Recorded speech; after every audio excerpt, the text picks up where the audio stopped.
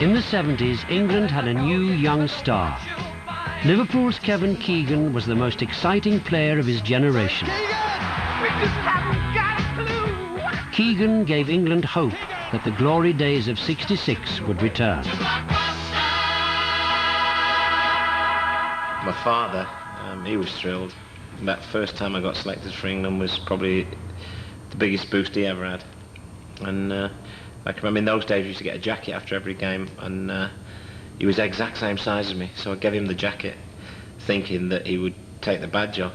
But then when I went to see him about 3 weeks later, when I came back from Liverpool from an away game somewhere, he was playing dominoes in the local pub with the England badge on. And everyone thought he played for England at dominoes as well. Short corner, Nish, Keegan, kicked away, no! Bella's miskicked it! Kevin Keegan gets his first goal for England. I was a massive fan of Keegan, and he was a great player. He wasn't just a goal scorer. He was he made things happen. He worked his socks off, and he used to go at players and make things happen, and score goals as well, of course. Playing for England is the greatest honour you can have, without a doubt. You know, you walk out and you look down at the Three Lions and you think, I'm the best in my position in my country. It turns the 1-2, and it's 3-1. We just got a clue what to do. Does anyone know the way? There's got to be a way. Kevin Keegan would be England's best player for the next decade. But it would be a frustrating time for both player and country. Keegan went for the chip. The first manager to promise success was Don Revie. If I feel in the back of my mind that I'm going to fail, then I shouldn't have taken the job, being very honest. I'm a type of person that believes that we are going to win the World Cup in '78. And if I didn't feel that, then I shouldn't be doing the job. I don't think that he thought maybe it would be as difficult as it was. I think that he maybe thought that it might go along the lines of a club manager, which of course it didn't really. A lot of players got the chance to shine for England in Revie's reign. Too many, some thought. Keegan was the one world-class player. As a club manager, Don Revie turned good players into a great team. But he couldn't do it with England. He was a very, very patriotic man. Desperately wanted England to do well. Desperately wanted the players to have sing-songs and get together. But it just couldn't create that atmosphere. I think it frustrated him a little bit at times. England's decline since '66 had been spectacular. It continued. They needed at least a draw in Italy to reach the World Cup in '78. The team carried on changing. A lot of that team hadn't played together, and suddenly to play in a match away, one of the key games, was an area where I think we went out on the pitch thinking, well, let's see if we can get a draw out of this. This is no place to try new ideas. This match being watched on television across the world. The interest massive. We always think we're going to beat everybody, and we sometimes don't take into account enough the fact that there is an opposition there, and at that time, as I say, Italy were a good side. Only 5 of the England team had played in the previous match, and it showed. They defended for 90 minutes, but it didn't stop the Italians. A free kick against England in a very dangerous position just outside the box. 35 minutes gone, no score.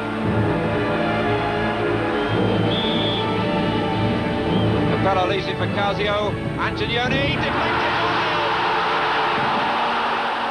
I don't remember getting the deflection for the goal in Italy, but obviously, probably because you want to forget those things. And England go behind after 36.5 minutes. And the ball ricocheted into the net of an England player, Kevin Keegan possibly, and Clements was left holding the air.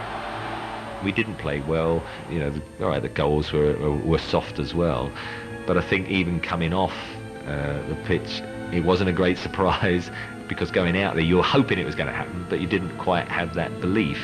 Brookie, Keegan, play by Keegan, Shannon, Greenhoff. murdered us over there, 2-0. We never got in the game. They were a very, very good side. Gauzio to number 4, Benetti.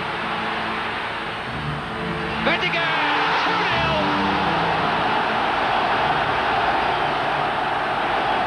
2-0. It's really disappointing, having been around and done a lot of the donkey work and put in some good performances and tried to lead from the front, because that's our style.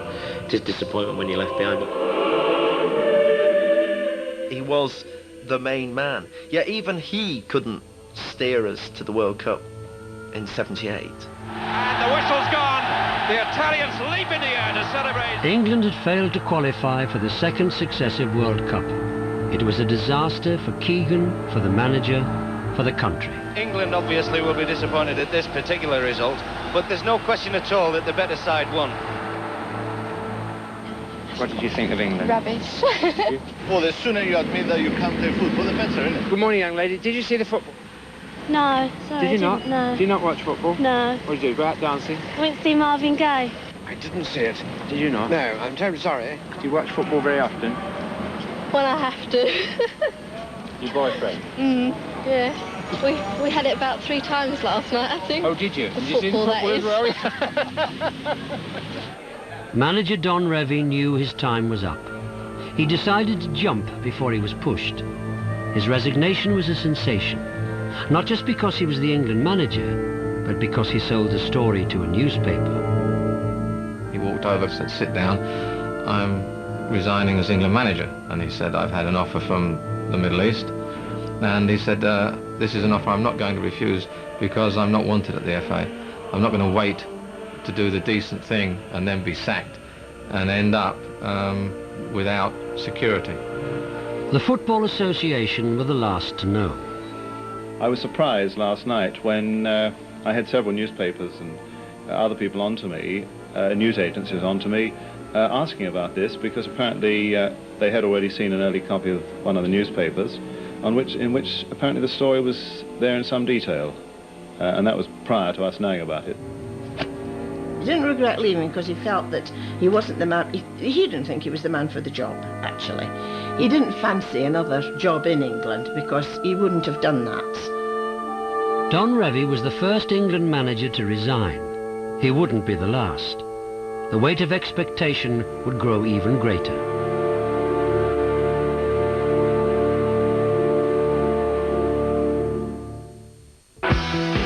England were out of the World Cup, but Kevin Keegan inspired Liverpool to victory in the European Cup.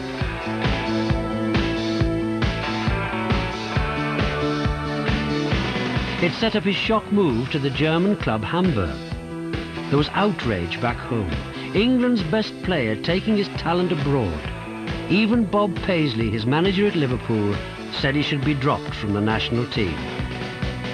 There was a bit of a lobby saying, look, this guy's, shouldn't be playing for England. He's gone abroad to play. People tell me I'm a soccer mercenary and I'm a traitor and all it. I'm afraid I'm bigger than that, and people might think I'm being big-headed than that, but I know what I want out of life. I know what I need. He made a huge success of going abroad and became a better player for it. It's a treacherous thing. I mean, it's just daft, really. All it is it's a desire to improve your game, experience different cultures, different lifestyles, the chance to learn another language. Kevin Keegan zei ooit geheimzoekend in zak. And generally it doesn't do the bank balance too much harm either. Everybody, I think, in Germany admired him because the way he played, the way he was fighting, he never gave up.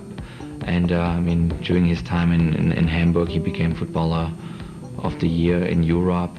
So we were obviously, in Germany, we were proud that we had this player.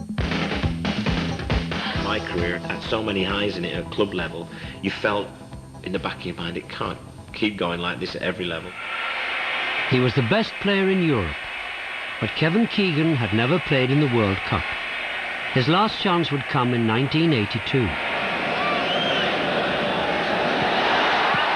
Scheidler scores for Switzerland, and Schultz has gone past them all.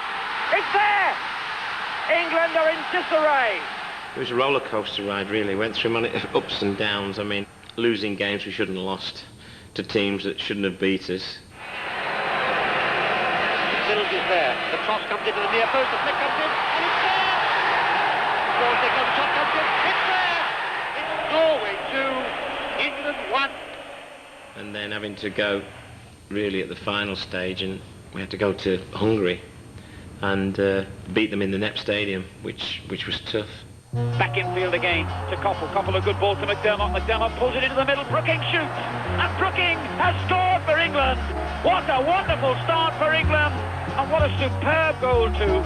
The second half where everyone remembers was the Kevin got the ball and laid it back to me on the edge of the penalty, and I hit one with my left foot. Neil has it again. Edge of the penalty area. Plays it forward. Lovely layoff. Brooking is in there with a left foot shot. An absolutely magnificent goal. It just pinged in and wedged itself up in the arc, and so it took a bit of time for everyone to realise where it was, and the goalkeeper then had to keep punching it to eventually dislodge it. That was a goal of stunning power and marvellous quality. We really picked ourselves up in true bulldog fashion, so that was probably the one I enjoyed most. England and Kevin Keegan had qualified for their first World Cup since 1970.